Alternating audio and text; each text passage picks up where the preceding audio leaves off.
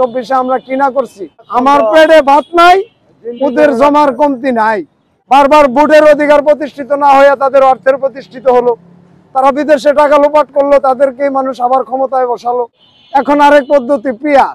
এই পিআর পদ্ধতি দিয়া আমাদের যে এই যে 1 বছর দেশটা যে অন্তর্বর্তী সরকার চালাইলো, এই যে রাষ্ট্রীয় কোষাগারের অর্থ ব্যয় করলো, এরা যে কোনো কিছু করতে পারলো না, এই সব দেশবাসীর থেকে সরানোর জন্য এখন পিআর পদ্ধতি সামনে নিয়ে আসছে।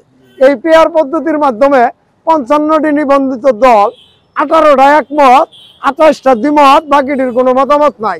তাইলে এই পিআর কিভাবে সংশোধন করবে এবং পিআর পদ্ধতিতে কিভাবে নির্বাচন হবে, আমরা আগামীতে কি করব?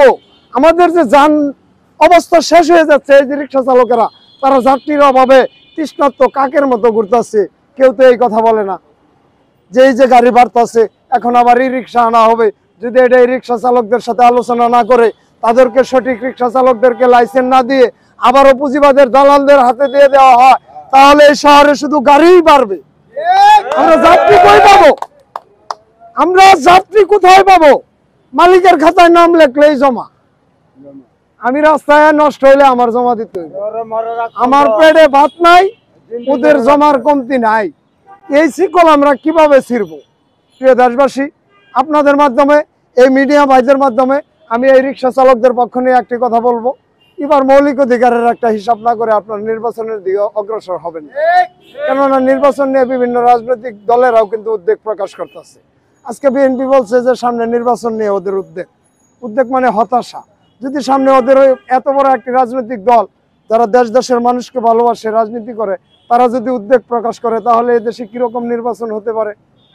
এটা নিয়ে আমরা যারা ভোটার, আমরা তো একদম হতাশ যে এই ভোটারদের অধিকারের জন্য 54 বছর অধিকার বঞ্চিত রইলাম। বারবার ভোটের অধিকার প্রতিষ্ঠিত না হয়ে তাদের অর্থের প্রতিষ্ঠিত হলো, তারা বিদেশে টাকা লোপাট করলো, তাদেরকে মানুষ আবার ক্ষমতায় বসালো। এবার যেহেতু আমাকে সংস্কারের একটি স্বপ্ন দেখানো হয়েছে, সেই স্বপ্নে আমরাও যাত্রী ছিলাম। 24-এ আমরা কি না করছি।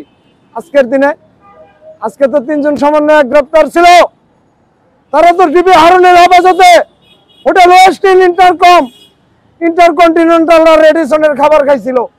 আমরা তো রাজপথে গুলি বোমার ভিতরে, চোখে তো এখনো সাক্ষী। দেশবাসী তো ভিডিও দেখে কোনো কথা বলে না।